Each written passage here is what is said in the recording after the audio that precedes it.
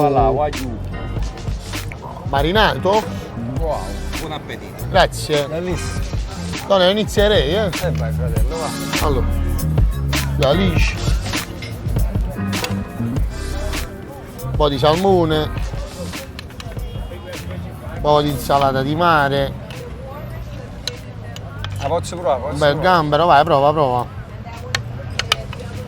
Vabbè, io mangio direttamente qua dentro, no? Bellissimo. Questo è un mare mocca.